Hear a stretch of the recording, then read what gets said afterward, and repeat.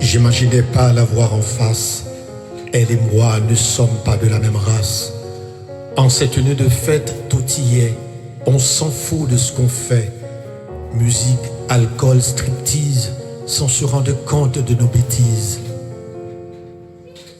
L'ambiance au club est électrisée, tout le monde se met à bouger. Pour elle, c'est formidable. Brusquement, un texto monte sur mon portable. La blonde qui ne tarde pas à m'inviter à sa chambre 403. Dans cet hôtel de 5 étoiles, elle décide que j'enlève ses voiles. Elle jouit de ses vacances à Manhattan et son fantasme ne voulait plus attendre. Je suis retenu sous son toit comme un amoureux maladroit dans une extrême aventure sentimentale et sans penser à des conséquences fatales.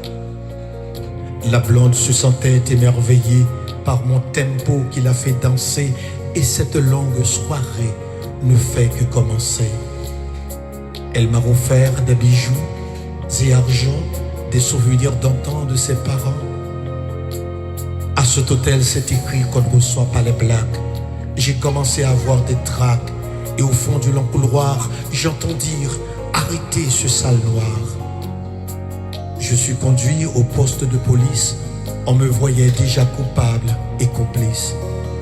Le lendemain, l'avocat de son père a déposé une requête à l'audience. Je me cassais pas la tête. Quand le procureur a demandé le résultat du test, la blonde m'a regardé sans faire de geste. Le tribunal ne trouvera aucune trace de mon empreinte dans le préservatif. Quand on est noir, il faut être toujours attentif. La blonde n'était pas folle. Nous avons bu de l'alcool. Il n'y a pas eu de viol. Tout simplement, je jouais le double rôle.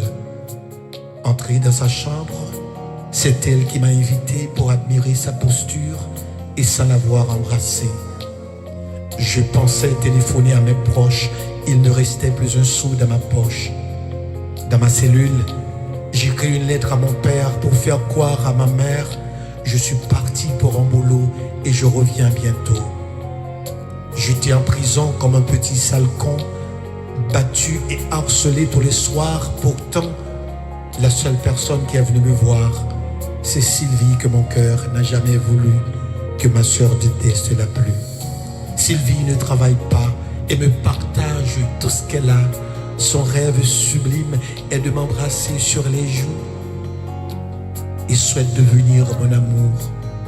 Le jour de ma sortie de prison, mes parents lui ont donné raison. Pour avoir ma libération, elle était sans exception. Elle passe une nuit avec ce monsieur-là, c'est évident qu'il est avocat.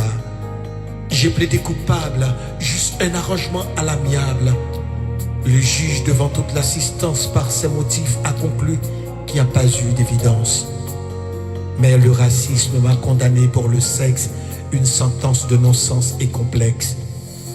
Après 4 ans de détention, finalement, j'ai retrouvé ma libération grâce à l'inoubliable Sylvie qui vivra éternellement dans mon esprit. Mon histoire à Alcatraz se résume en une simple phrase. Pour un moment de folie, Archie a connu le pire de sa vie. Cette histoire reste encore et toujours gravée dans ma mémoire.